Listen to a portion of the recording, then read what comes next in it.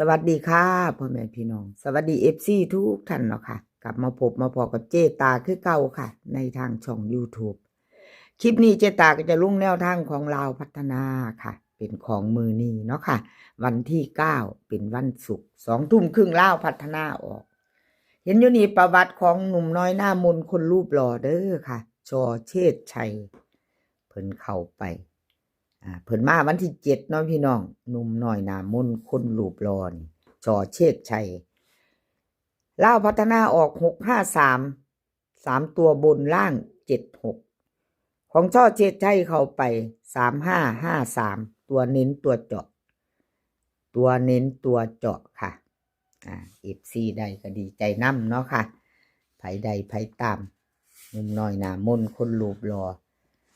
เพิ่นก็ยังบ่ทันหลุดเด้อค่ะวิ่งหลุด2วัดติดวิ่งหลุดเพิ่นก็เข้าก็เดินอยู่เนาะชอเชษฐ์ชัยมื้อนี้เฮามาไปต่อกับเพิ่นค่ะหนุ่มน้อยหน้ามนต์คนรูปหล่อกราบขอบคุญขอบคุณช่อเชษฐ์ชัยหลายๆเด้อค่ะที่ให้แนวทางมาวางทางช่องตลอดเนาะค่ะครับขอบพระคุณเป็นอย่างสูงมาไปใหม่มือนี้รุ่นใหม่ FC เตรียมแคปหน้าจอของช่อเชษฐ์ชัยแนวทางเพิ่นเนาะค่ะไปจะตามต่อแคปหน้าจอ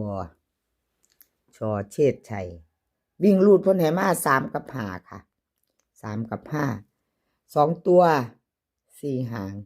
37 38 57 58เบิ้ล33 55 3ตัวค่ะ3หาง357 358 355วิ่งรูดเพิ่นล่อง3เด่น5ค่ะ2ตัวเน้น57 58 3ตัว357 358แคปหน้าจอค่ะใครจะไปต่อกับชอเชษฐ์ชัยแคปหน้าจอเนาะค่ะไปต่อกับช่อเชษฐ์ชัยหนุ่มน้อยหน้ามนต์คนรูปหล่อเลขทุกตัวเอามาวางเพื่อเป็นแนวทางค่ะโปรดใช้วิจารณญาณในการรับชมเป็นอย่างสูงเป็นเพียงแนวทางเนาะค่ะพี่น้องพิจารณาเอาเป็นเพียงแนวทางค่ะเอามาไปต่อค่ะแคปหน้าจอช่อเชษฐ์ชัยแล้วเฮามาไปต่อเป็นของไผไปต่อเนาะค่ะ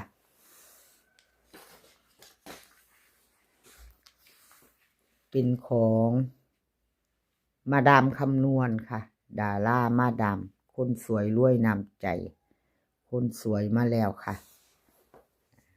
วันที่7ของดารามาดาม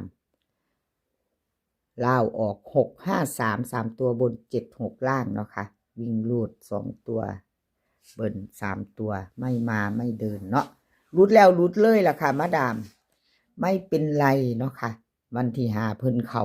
กอดข้อกันมาเด้อวิ่งรูดพี่น้องเพิ่นมารูดวันที่7เจตาเป็นกำลังแรงใจให้คือเก่าค่ะดารามาดามคนสวยรวยน้ำใจเนาะค่ะ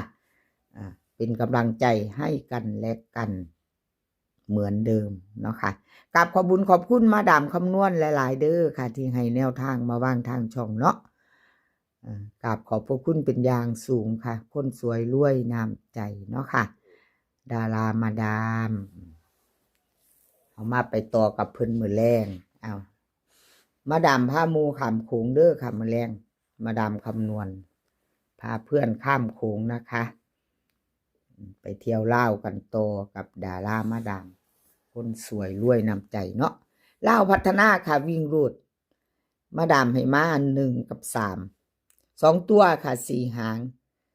71 73 91 39เบิ้ล1133 3ตัวค่ะ3หาง371 391 313วิ่งรูดเพิ่นเด่น1ค่ะมาดามเด่น1ร่อง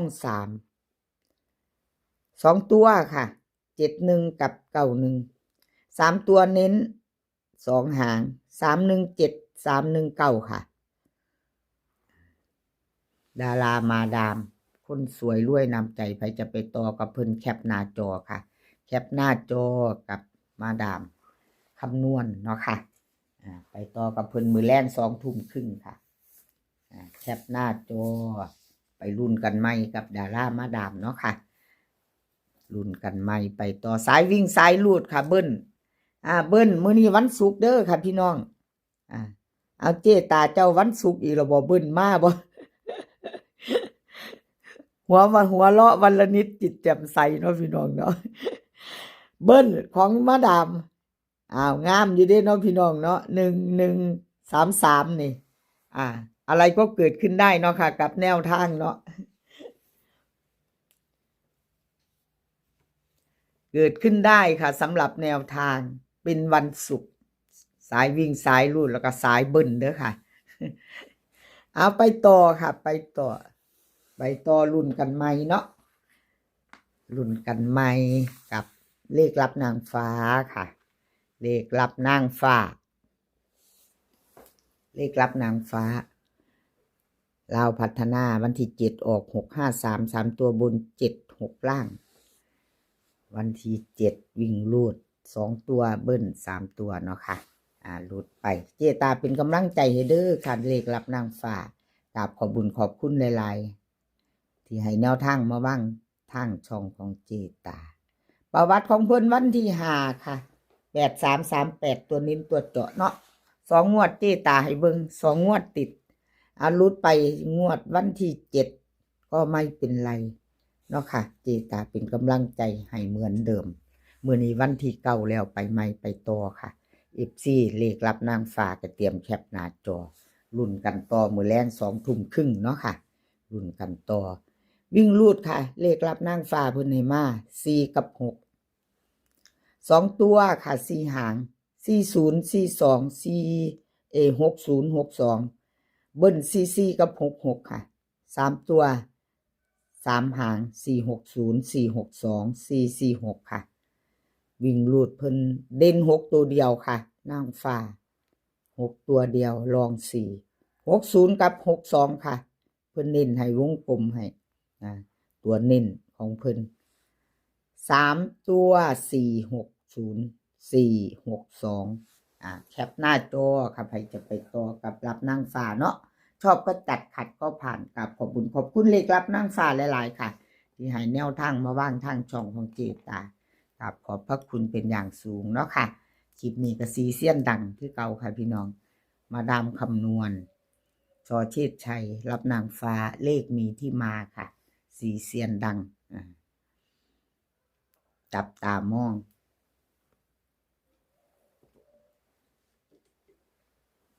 จับตามองเลขรับนางฟ้าแคปหน้าจอแล้วไปต่อค่ะไปต่อ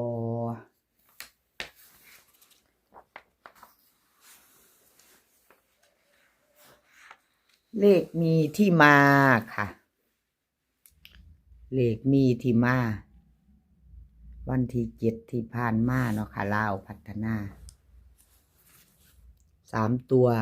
653ค่ะ3ตัวบน76ล่าง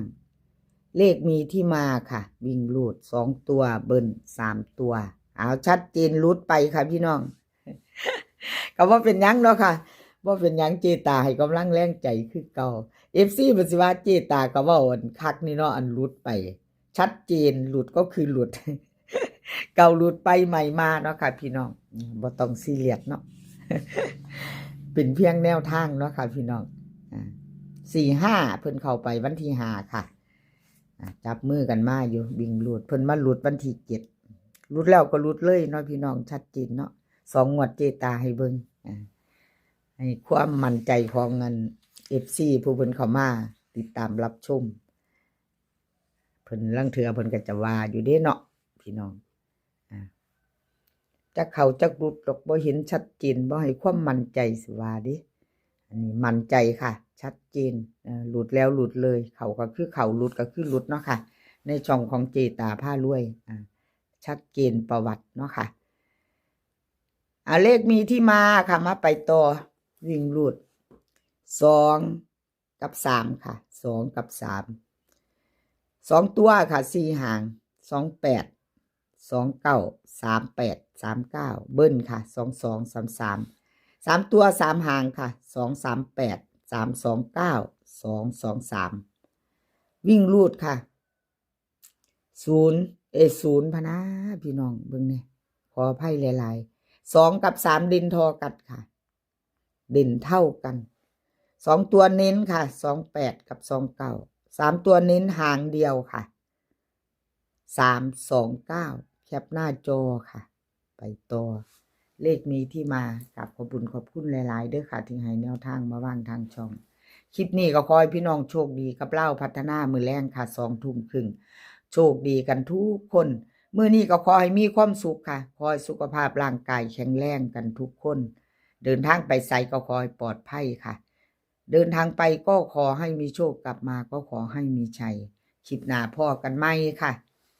คลิปนี้ก็กราบขอบคุณหลายๆคลิปหน้าพ่อกันไหมสวัสดีค่ะ